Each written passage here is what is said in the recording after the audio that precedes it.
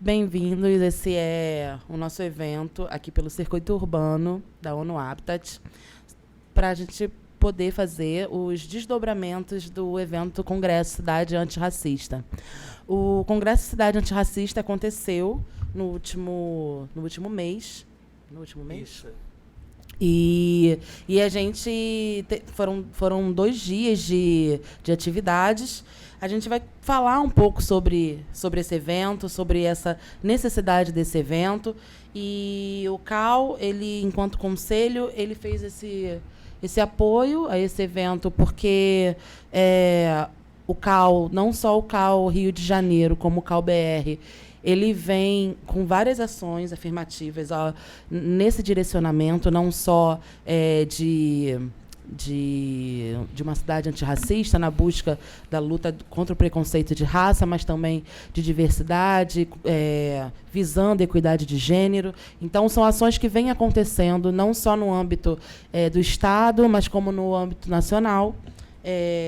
E eu gostaria de trazer alguns pontos que o CAU, no caso o Rio de Janeiro, vem fazendo, que com a construção da Comissão de Equidade e Diversidade, que partiu da antiga Comissão de Gênero, ela veio da necessidade de se abrir o leque, de falar mais sobre, não só sobre gênero, mas como também outros recortes, né? A gente vê a necessidade de se ter uma abordagem interseccional. Então, somos profissionais diversos. O objetivo do CAU é fazer uma discussão, um apoio, estar nas relações entre a sociedade e os profissionais de arquitetura e urbanismo. Então, se viu necessário a construção dessa comissão, que vem atuando nos últimos 2 anos nesses recortes, e a partir disso vem defendendo todas essas causas. Não só a do Rio de Janeiro, mas, infelizmente, não temos em todos os estados, nós ainda estamos em menor número, mas alguns estados também estão com essa iniciativa. E que bom que nós temos um Conselho de Arquitetura e Urbanismo hoje, presidido por uma mulher, que vem também apresentando essa comissão que faz que tem esse mesmo objetivo, que visa que objetiva, né, tratar das mesmas questões. E aí eu queria trazer alguns pontos.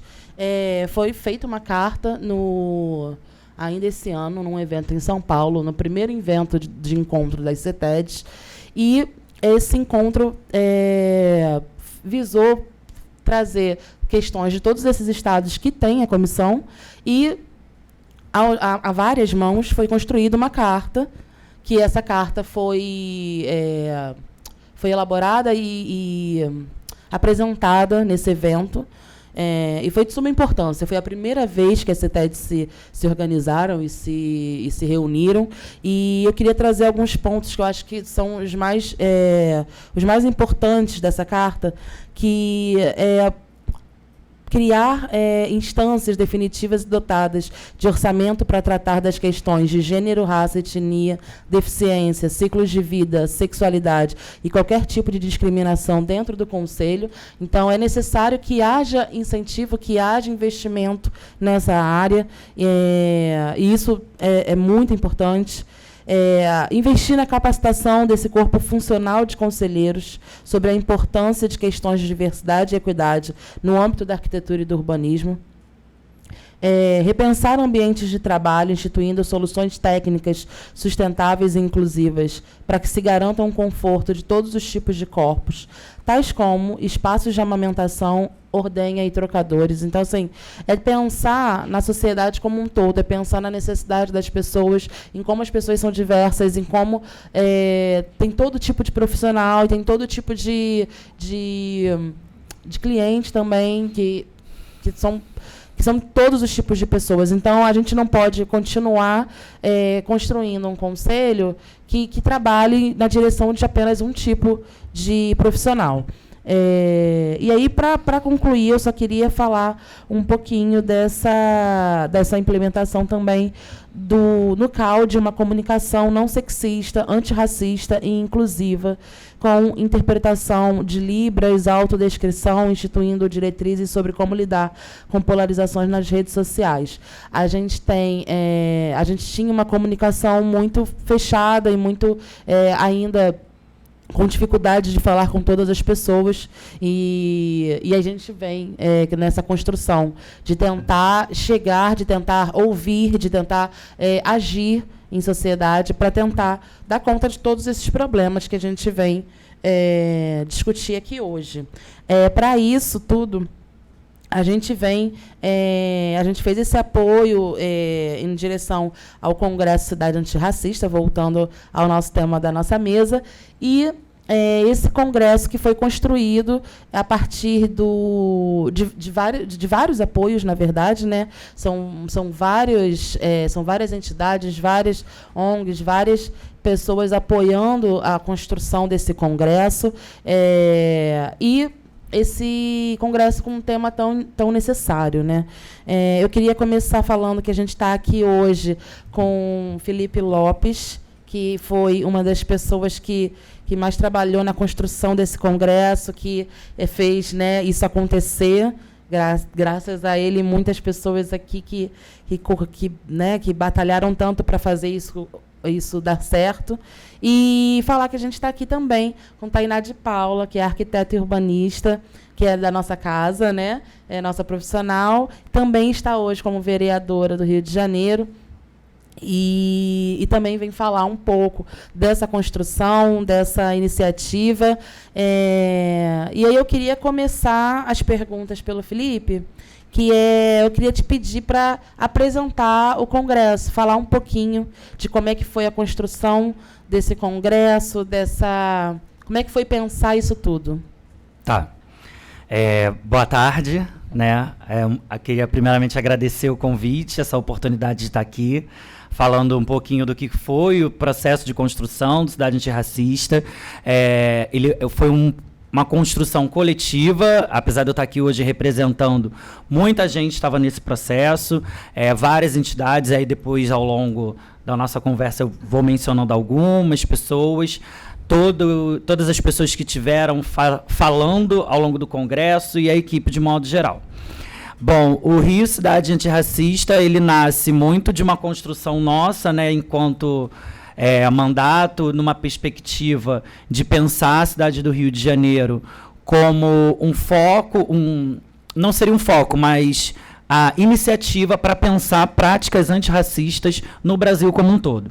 Toda vez que a gente fala de racismo, a gente tem aí uma perspectiva muito nacionalizada e também uma ideia que foge, às vezes, ao entendimento daquela pessoa que está mais próxima com a gente no dia a dia. Então, nosso vizinho, nosso familiar. Então, o Rio, Cidade Antirracista, ele parte para pensar o racismo, lógico, dentro de uma perspectiva urbana, de ocupação dos espaços, mas em diálogo com aqueles e com aquelas que estão próximos da gente. Então, a gente contou aí com um time muito grande, né, para chegar nesse resultado que ocorreu nos dias 2 e 3 no Museu do Amanhã, com uma abertura no Teatro Riachuelo, com a apresentação do Yuri Marçal. Maravilha. E como foi organizar esse evento? E assim, pergunto mais pela construção em si. Como é que vocês pensaram em quantos dias seriam, em como é que seria esse formato, né? Olha, chegar nesse formato, ele foi um desafio, porque a gente começou pensando no público que a gente queria atingir, a gente tinha uma problemática que era disputar com o Rock in Rio, que foi o primeiro final de semana do Rock in Rio, e a disponibilidade também de espaços para recepcionar o evento. Porque, como a gente está vindo aí num processo de reabertura e acontecimento de várias atividades e congressos, alguns teatros, alguns auditórios, espaços de diversos tamanhos já estavam ocupados por outras agendas. Através de uma parceria com a CEPIR, nós tivemos acesso ao Museu do Amanhã, que foi um dos parceiros do evento, e que garantiu a realização dele. Então, aquele final de semana escolhido, no caso, era um final de semana que tinha uma data aberta. Isso pensando nos dias. Com relação ao formato, a gente queria, como o Rio ele parte de um start, né? Então a ideia era não concluir todos os debates nesses 2 dias, mas instigar as pessoas. A gente preferiu colocar diversos temas ao longo desses 2 dias e garantir principalmente a pluralidade das vozes que ali falassem. Então foi um evento que contou com majoritariamente, eu posso garantir que 90% das pessoas eram negros e negras, que estavam não só na construção, mas também estavam falando. Faixa etária, questão também de profissões e temas. Então, a ideia era promover esse debate com foco também no Rio. Então, muitas das pessoas trouxeram as experiências locais, também diálogo com pessoas que vieram de fora, e aí a gente tem algumas pessoas também do próprio CAL, né, da área de arquitetura e urbanismo, como a Stephanie Ribeiro, a Gabriela de Matos, a Joyce Bert, que participaram, que trouxeram outras perspectivas enquanto arquitetas, urbanistas e atuantes. Maravilha. E justamente falando de arquiteto e urbanista, eu queria perguntar para a Tainá, como arquiteta e urbanista, estando atualmente como vereadora, quais as iniciativas precisam ser tomadas para nos tornarmos uma cidade antirracista? Bem, primeiro, obrigada, Luciana e toda a equipe CAL, pelo convite. Me considero uma preta da casa. Com então certeza. É sempre uma honra estar aqui de volta. E o desafio é muito grande, né? A gente tem uma das cidades mais negras fora de África, uma cidade com um registro histórico, cultural, simbólica, subjetiva, muito presente das suas características de racialização, no que se refere à cultura, no que se refere a patrimônio, no que se refere à paisagem. A gente constrói uma cultura carioca a partir da contribuição negra, a partir da contribuição desses remanescentes da nossa cultura, e pouco a gente estuda e pouco a gente fala sobre isso. A ideia do Congresso também é trazer temas urgentes, como a gente racializa algumas soluções, como é que a gente racializa alguns temas urbanos, como saneamento, moradia, urbanização, processos de urbanização, projetos de urbanização. Falei, inclusive, na minha fala sobre a necessidade da gente pensar cada vez mais projetos que se remetam às contribuições que afro-brasileiros têm historicamente feito nas favelas, nos quilombos urbanos, mas também necessidades urgentes desse mesmo setor da sociedade. Eu acho que a gente tem muito a consolidar a partir do Congresso e, oxalá, que a gente consiga manter o Congresso como um calendário bienal constante na cidade do Rio de Janeiro e em outras cidades que queiram topar esse projeto. Com certeza, é necessário demais. E aí a programação estava incrível, e aí eu queria perguntar muito para o Felipe agora como é que vocês chegaram nos nomes, como é que foi esse processo de chegar nesses convidados que enriqueceram tanto o tema e que vocês conseguiram montar essas mesas incríveis. Não foi fácil, por isso que eu já estou rindo por causa dessa pergunta. Como eu falei, né, anteriormente, a ideia era garantir uma pluralidade de pessoas que estivessem a partir dos temas, né? Muitas das vezes nós somos chamados só para falar de racismo, o que é o racismo estrutural, não que não seja importante, mas você ter um técnico ou alguém de uma área que consiga dar esse recorte racial dentro daquela área é de suma importância. E aí eu vou pegar aqui a colinha, né, que é o Instagram do próprio Rio Cidade Antirracista, para poder falar com mais propriedade, que foi o seguinte: no primeiro dia, por exemplo, a primeira mesa foi o que elabora, constrói e constitui a dinâmica das cidades. Nessa mesa a gente contou com a Cléo Oliveira, com a Ernesto Xavier, com a Mariana de Paula e com a Sabrina Fidalgo. Então a gente tem aqui um jornalista, a gente tem alguém do audiovisual, a gente tem também uma pessoa do serviço social, que é justamente para fazer essa provocação de o que constrói a dinâmica. Então, a gente passa por várias profissões, a gente passa por vários corpos, a gente passa por vários lugares, e a ideia era provocar a partir dessas falas e até o fato dessas pessoas estarem ocupando aquele espaço. Para quem não sabe, o Museu do Amanhã, ele compreende a área que é a região da Pequena África, então fazia muito sentido para a gente também vocalizar, né, e aí você pensar naquela estrutura que desemboca na Baía de Guanabara, como que isso podia ecoar de outras formas. Então, chegar nesses nomes também foi garantir, por exemplo, paridade, que foi uma coisa até que você falou agora na carta, né, do CAU. A gente buscou essa paridade, garantir homens, mulheres, lógico, aí como retomando a questão de serem pessoas pretas, mas que pudessem contribuir de diferentes lugares. Então, não fazia muito sentido, por exemplo, você ter uma mesa somente com arquitetos. Então, a gente distribuiu os arquitetos e arquitetas nas mesas. A gente contou também com a Marina Marçal, que é advogada e faz toda uma discussão sobre o clima, junto com o Marcelo Rocha, que é um jovem daqui, né, que já participou de várias agendas internacionalmente. Então, essa conexão entre sociedade civil, diversas instituições, isso também foi importante. A gente contou, por exemplo, com o Instituto Alziras, que faz um debate com recorte de gênero muito forte. Então, foi importante ter o Instituto Alziras, por exemplo, ao lado da representante da ONU, a Habitat, que também esteve no nosso evento. Então, essa engenharia, no final, ela deu certo. Sim, com certeza. Depois, a gente vai estar fazendo também uma divulgação dessas falas, mas a gente espera que isso, né, a gente consiga levar para as outras cidades e chamar outras pessoas fazendo também esse intercâmbio. Sim, e aí eu queria falar justamente, você tocou em 2 pontos importantes, das falas, que foram incríveis, e sobre o Museu do Amanhã e sua localização. E aí eu queria aproveitar para perguntar para a Tainá, que ouviu-se muito dos participantes como nunca haviam pisado no Museu do Amanhã. E aí era uma fala recorrente em todas as mesas que, nossa, eu nunca pisei aqui, eu nunca vim nesse museu, e engraçado que eu ia no mar, que é do lado, mas não vinha no Museu do Amanhã. E isso reflete muito como ele hoje é um símbolo de exclusão e de apagamento da história no local onde ele está inserido, e esse espaço que não conta a história da população e olha para um futuro branco onde a população negra não existe ou existiu nesse território.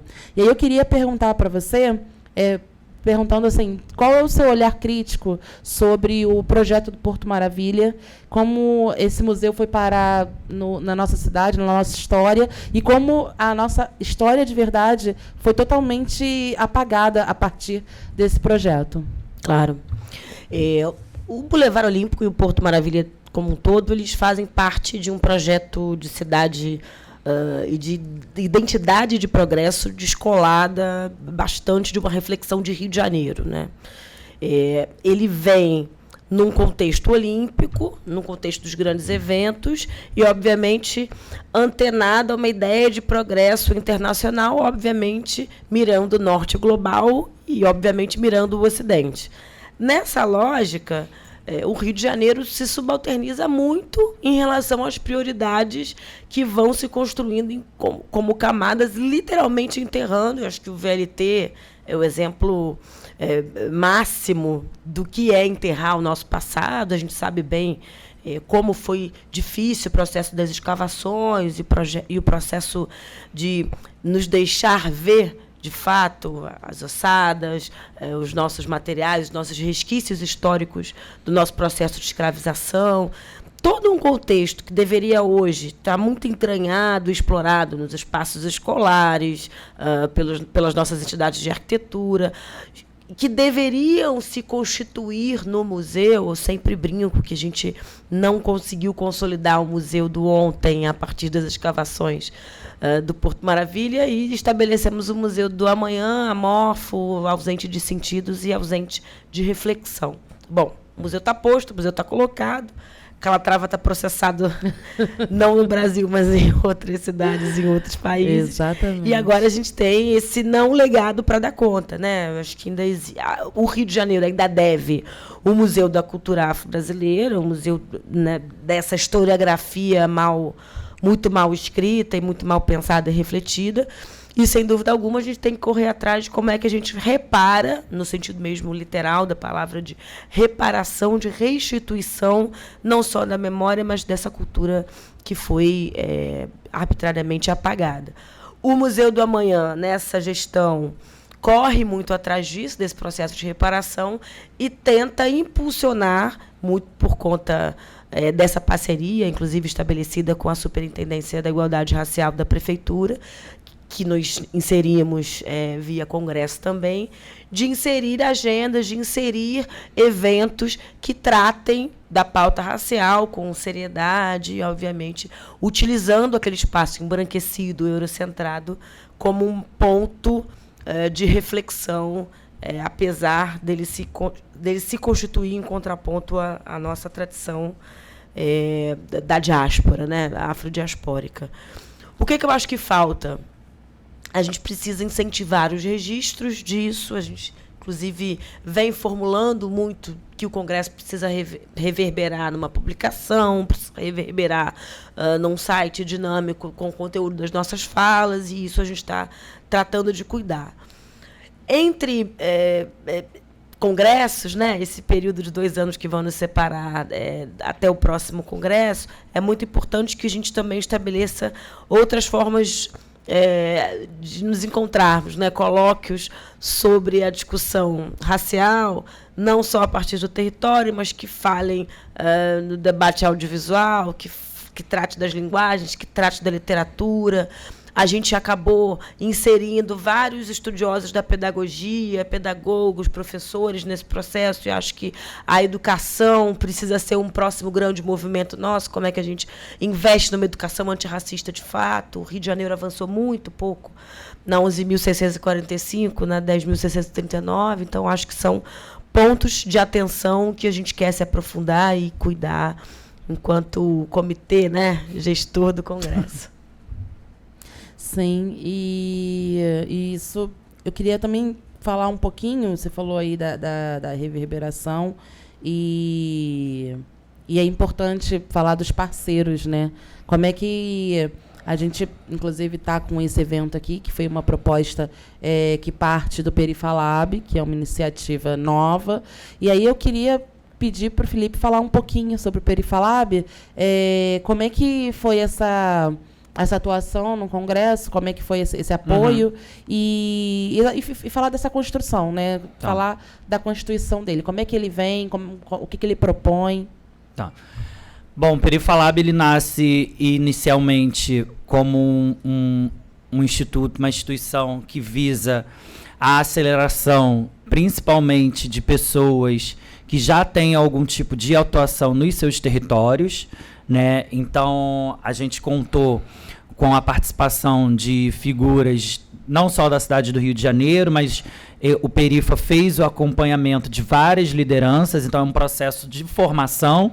Essas pessoas contaram com aulas, com monitoria. A Tainá, por exemplo, foi uma das pessoas que deu aula nesse ciclo formativo do Perifalab. Então, a gente já parte de uma construção coletiva e de vivências e do território dessas pessoas que estavam ali enquanto mentorados.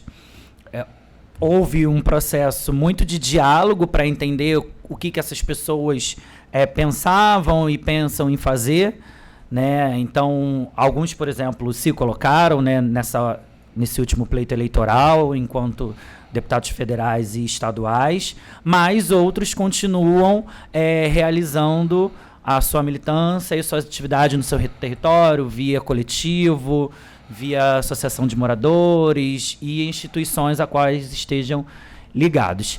E aí, enquanto aceleração, né, enquanto processo de formação de outros quadros, o Perifalab se soma nessa iniciativa, né, capitaneando o Rio, uma cidade antirracista, justamente pelas articulações que já se tinha oriundas desse processo formativo, né? Desse grupo que foi acompanhado. A última turma, se não me engano, o processo acabou agora, meados de setembro ainda, então ainda tinha muita gente que ainda estava ali concluindo essa formação desse grupo. Foi se apresenta como um expoente, eu acho, daqui para frente, não só no que se refere a processo de formação, né, continuada, mas na promoção de atividades e agendas na cidade do Rio de Janeiro e no Brasil como um todo. Perfeito.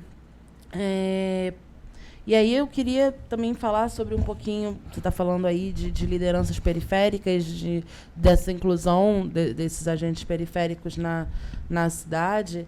E aí eu queria falar um pouquinho...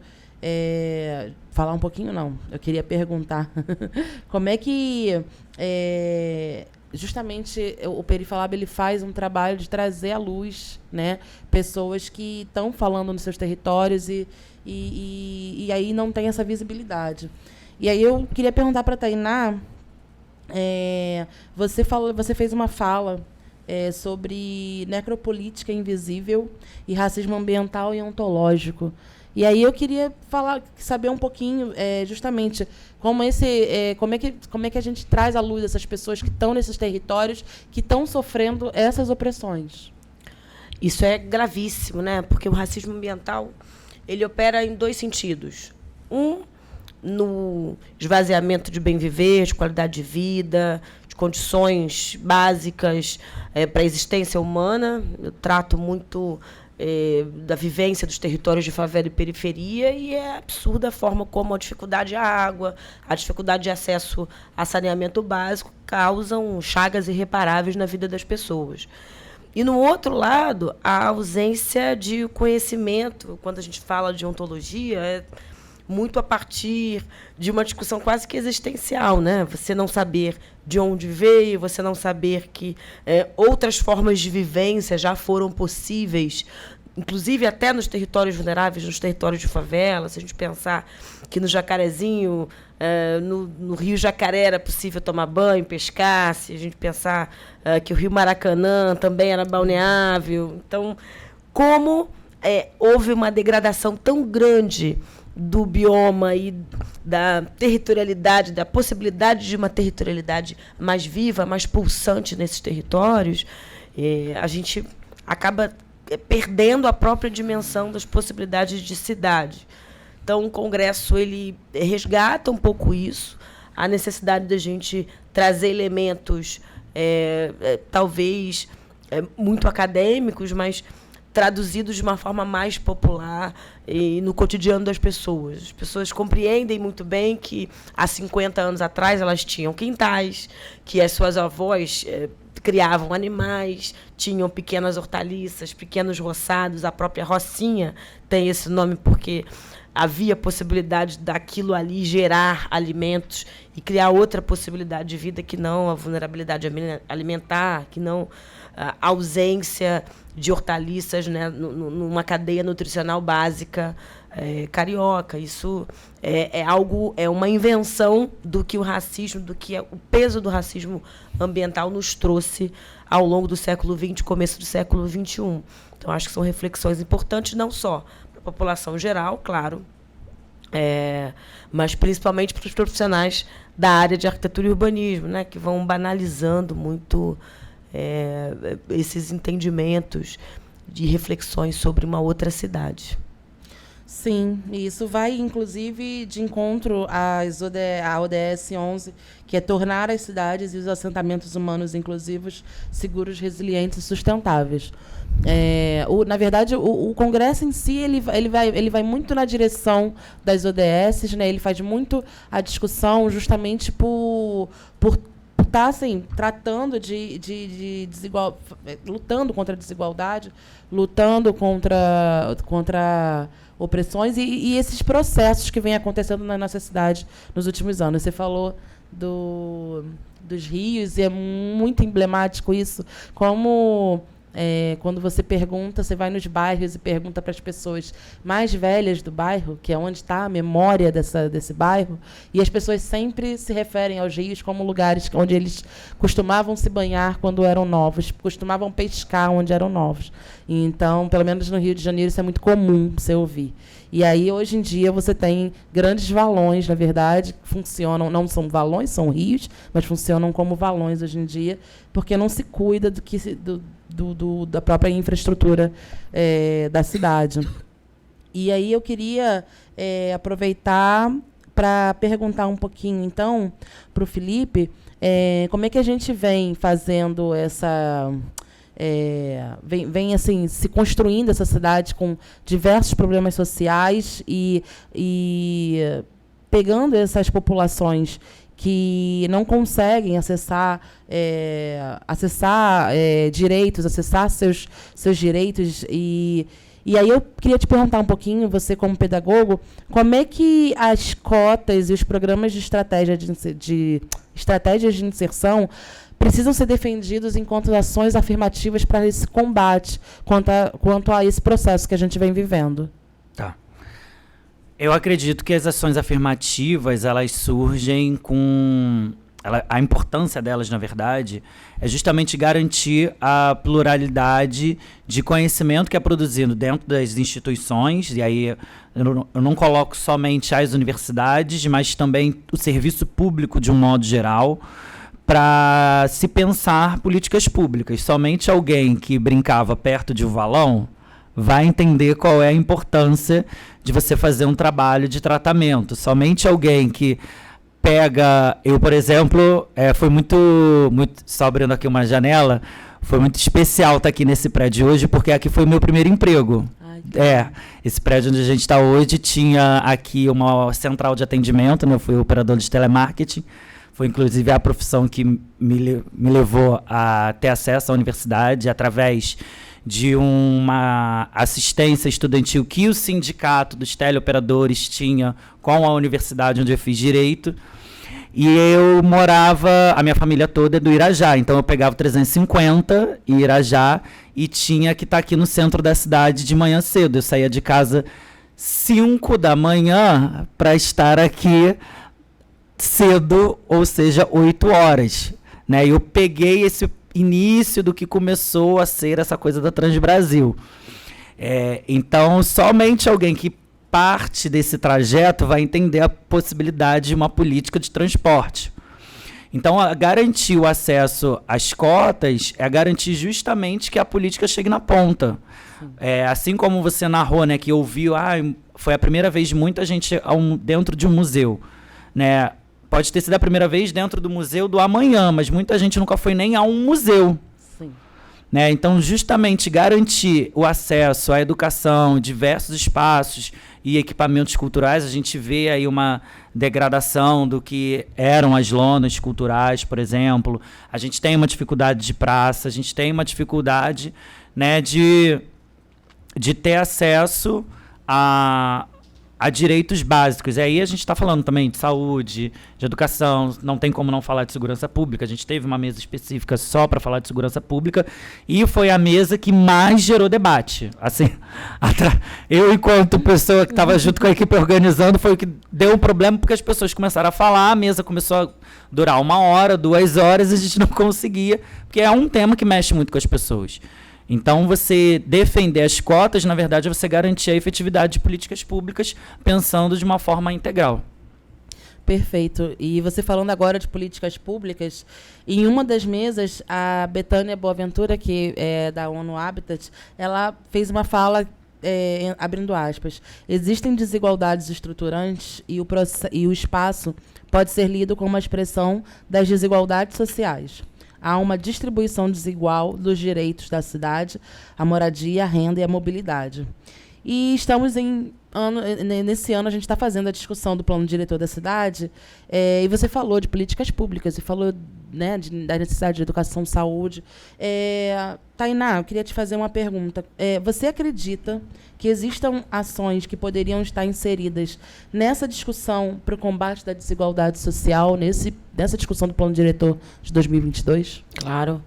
Bom, primeiro, a construção de indicadores para que a gente consiga enfrentar nos próximos 10 anos, no escopo do próprio plano diretor, um processo de cidade mais inclusiva, mais equitativa. Primeira chave, acho que é a discussão global, que vem quente com a COP27, que é uma discussão de uma agenda climática consequente. Como é que a gente tem o enfrentamento dos nossos deslizamentos, das nossas enchentes, como é que a gente cria uma agenda de cidade resiliente e, principalmente, mais adequada, principalmente nos territórios suscetíveis a deslizamentos, desabamentos e, obviamente, enchentes. A gente vem sofrendo o esvaziamento do ponto de vista orçamentário na cidade do Rio de Janeiro ano a ano. A gente perdeu cerca de R$1,5 bilhão de reais nos últimos 4 anos de desinvestimento no que se refere a esse tipo de enfrentamento e, claro, já não estávamos satisfeitos com resultados de 4 anos atrás. Então, acho que é uma primeira grande chave que a gente precisa enfrentar, porque as pessoas vêm morrendo, perdendo suas propriedades, fazendo deslocamentos forçados. A gente mirou muito o que aconteceu em Petrópolis e vem refletindo muito pouco sobre o que acontece ano a ano, janeiro a janeiro, na cidade do Rio de Janeiro. Uma outra chave importante que eu falo sempre é memória. A gente vem perdendo o timing da preservação, não só do patrimônio geral da cidade, a gente vem construindo e constituindo novas ruínas ano a ano, mas, sem dúvida alguma, o patrimônio negro carioca vem padecendo de cuidado, zelo. Acho que o caso do Valongo é a síntese da forma como a gente trata de uma memória negra e da contribuição negra para a cidade.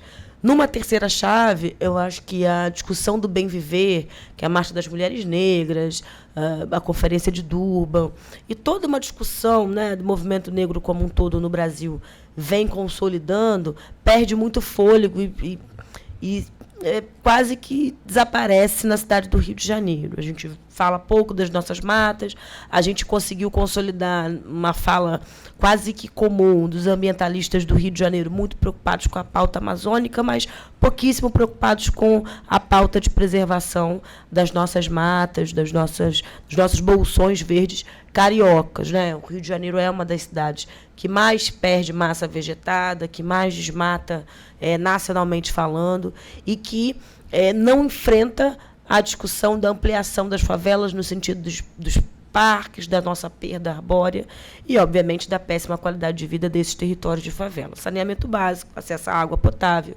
Metade dos domicílios do Rio de Janeiro não tem algum nível de vulnerabilidade de acesso à água. Eu acho que também entra numa chave deste bem viver que a gente vem falando mal, né?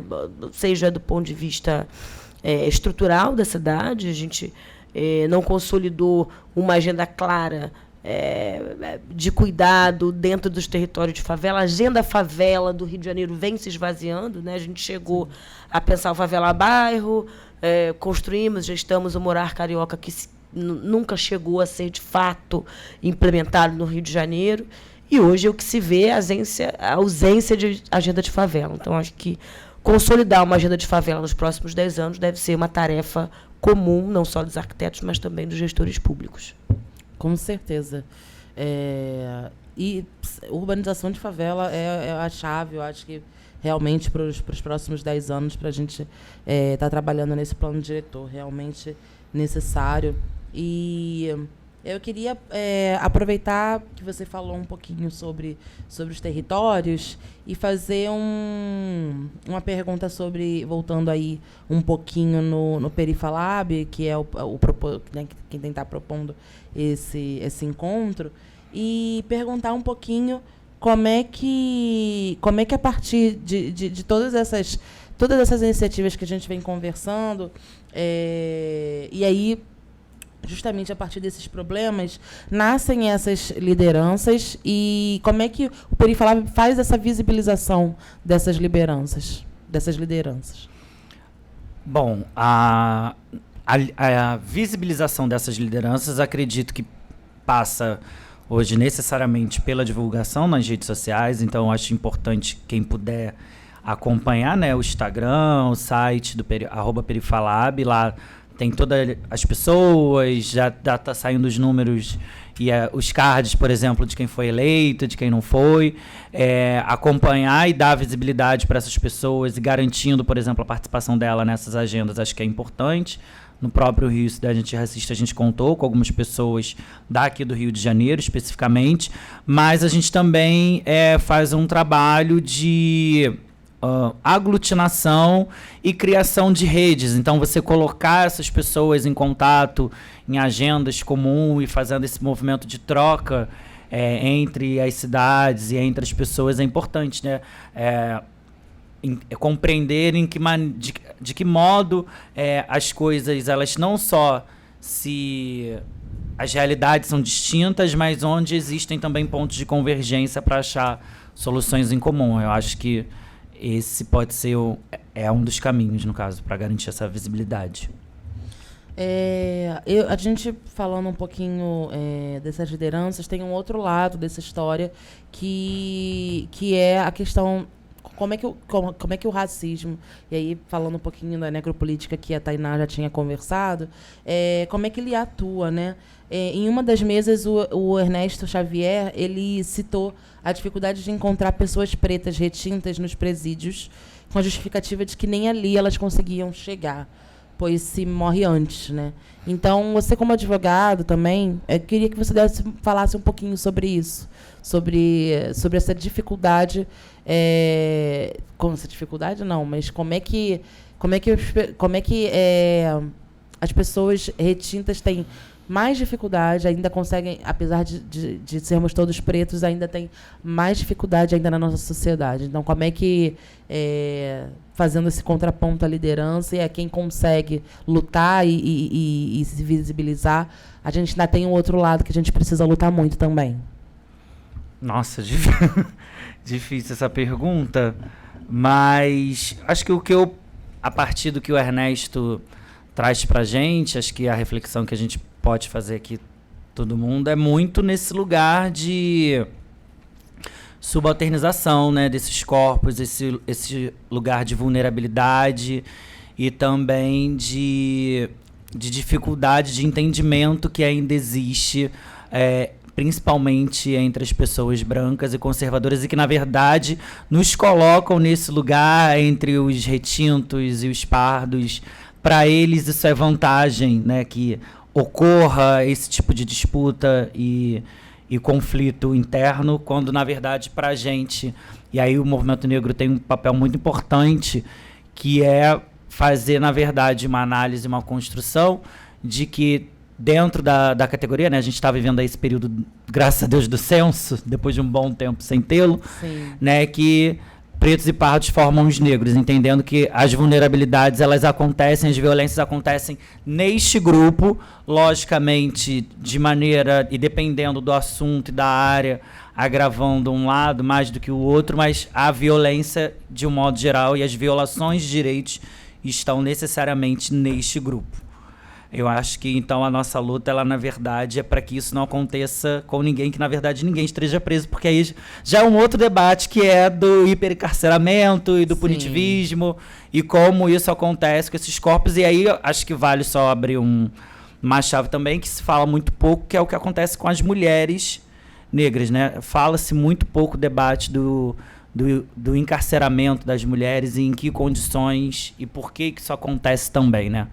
O debate das prisões masculinas acaba sendo um pouco mais comum até para as pessoas. Então, acho que também tem que ter esse outro olhar aí para as mulheres. Perfeito. E você trouxe um ponto interessante, que é a questão do gênero, né, na nossa sociedade. E aí eu queria aproveitar e fazer uma perguntinha para a Tainá sobre como é que a gente vai pensar numa cidade antirracista que seja segura para mulheres, né? As mulheres, elas passam pelos mais diversos recortes de dificuldades, né, interseccionais. Então, a gente tem muita insegurança nesses deslocamentos, principalmente falando de mobilidade urbana, falando de segurança pública. Então, queria saber um pouquinho o que você pensa sobre uma cidade antirracista para mulheres negras. Bom, uma cidade antirracista para mulheres negras já é uma cidade que permita a existência delas, entendendo a baixa expectativa de vida das mulheres negras, entendendo a dificuldade de deslocamento, entendendo as múltiplas violências, adoecimento mental. Existe aí uma série de camadas e condicionantes adversos à vida das mulheres negras que está posto na sociedade. E, claro, à medida que a gente coloca outras matizes, né, territorialidade, renda, condições, né, simbólicas, subjetivas, mas condições também muito concretas e determinantes nessa expectativa de vida, né, escolarização, acesso à empregabilidade e renda. Como é que a gente consegue pensar novos ecossistemas para que essa mulher negra consiga viver, ter uma vida mais longeva e uma vida mais longeva com qualidade, que eu acho que também é um fator importante para além da sobrevivência e para além da existência em si. Sem dúvida, o investimento, o grande investimento em qualificação dos territórios, né, acho que passa a ser uma toada importante e central na nossa vida cotidiana enquanto arquitetos urbanistas. A gente tem um apelo do ponto de vista projetual, de pensar e refletir territórios de melhor qualidade, mas também o poder de influenciar e participar de gestões, de decisões, onde isso seja, de fato, uma régua junto ao tomador ou aos tomadores de decisão, no processo tanto executivo quanto legislativo. Uma outra virada de chave importante é como é que a gente influencia também a universidade. A universidade é muito importante na produção de uma outra ciência, de um outro saber que pluriversalize as necessidades e as questões sociais mais profundas, né? A nossa escola de urbanismo consolidou um recorte sempre muito classista, sempre a partir do matiz econômico, e nós temos outros atravessamentos e que necessariamente, no nosso caso, enquanto duas mulheres negras, perpassam o entendimento deste bem viver, que traz questões muito concretas relacionadas, obviamente, à classe e questões subjetivas de pertencimento, sobrevivência, cuidado, possibilidade de afeto, as subjetividades do amor, da possibilidade de criar relações afetivas, socioespaciais. Acho que teóricos de outras cidades, principalmente das nórdicas, criaram e aprofundaram, né? O Ian Gell talvez seja talvez a maior ícone de pensar e refletir naquele livro icônico, né? Cidade para as Pessoas. E isso é impensável em cidades negras, em cidades da diáspora, em cidades afro-latino-americanas. Então, que a gente crie novas epistemologias e novas soluções para os nossos recortes. Realmente, assim, chega a ser utópico um livro do Ian Gell aplicado à cidade do Rio de Janeiro. E as nossas escolas continuam dando isso como um referencial, como se a gente conseguisse fazer com que esse modelo coubesse nas nossas cidades, e, pelo menos no Rio de Janeiro, isso é meio impensável de acontecer. Mas isso a gente precisa realmente... a gente precisa realmente passar por essas universidades e estar introduzindo novas formas de projetar e novas formas de planejar. Até por isso, esse evento está na linha de planejamento do circuito urbano, porque a gente está falando aqui de planejar futuro, né? A gente está falando de pensar soluções novas, porque as soluções que vêm sendo aplicadas são soluções que ou são pensadas para um recorte apenas da população, ou elas são trazidas de outras sociedades, de outros modelos de cidade, e não se aplicam ao que a gente vive aqui, aos problemas que nós temos enquanto sociedade pós-colonial, enquanto uma cidade sul-global, com todos os problemas e atravessamentos que a gente tem pós-escravista, né? Enfim, a gente tem muitas questões que precisam ser pensadas e não são. Então, eu queria aproveitar esse gancho e perguntar para o Felipe quais são os planos a partir do Congresso, porque esse Congresso ele gerou uma série de discussões, uma série de temas. Então, o que vai ser feito a partir de agora? A gente tem 2 anos aí até o próximo evento. Como é que você vai conseguir... como é que você não, mas como é que toda a organização do Congresso Antirracista vai conseguir fazer com esse monte de insumos e traduzir isso em ações? Tá. Bom, como a gente já falou aqui um pouco, né, a ideia é organizar atividades até o próximo, atividades menores e com um recorte temático mais fechado. Então, a gente já iniciou diálogos com algumas universidades e entidades para estar fazendo nos seus territórios, a partir de um recorte um pouco mais direcionado, entendendo educação, linguagens, audiovisual, como a Tainá já falou. Tem-se o planejamento da realização de uma publicação. A gente contou, durante o Congresso, com a cobertura da Cultne, e então a Cultne vai disponibilizar, eles vão fazer um trabalho estão fazendo, né, o trabalho de edição e recorte dessas falas e das mesas, de um modo geral. Então, isso vai estar disponibilizado nas redes. E, além de dar continuidade à divulgação nas redes sociais, bem como ir aos poucos mudando o caráter do site. Um site que até então ele tinha um objetivo muito mais de comunicar a agenda do evento, mas e de inscrição também, né? Servir ali como uma aglutinação do que iria e do que aconteceu no Congresso. A ideia é que ele depois vá ganhando um caráter mais informativo, com divulgação de artigos, de mapas e dados que possibilitem justamente a construção dessa cidade antirracista. Então, a gente vai funcionar quase que como um repositório, né, para as pessoas poderem fazer ali a busca não só do que aconteceu no Congresso, mas do que tem sido discutido no Rio de Janeiro. Ai, maravilha.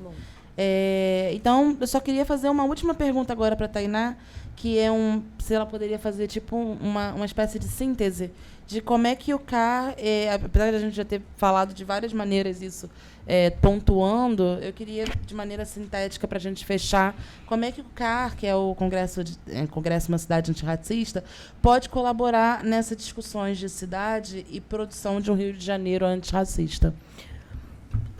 Temos contribuições de curto, médio e longo prazo, né? No curto prazo, a gente quer fazer uma incidência concreta de uma agenda antirracista no plano diretor. Como é que a gente cria uma agenda de reparação, como é que a gente pensa um fundo de reparação urbano, pensando no desenvolvimento das favelas, pensando patrimônio negro do Rio de Janeiro, enfim, desdobrar pelo menos um embrião dessa perspectiva a partir das contribuições que a gente tem no Congresso.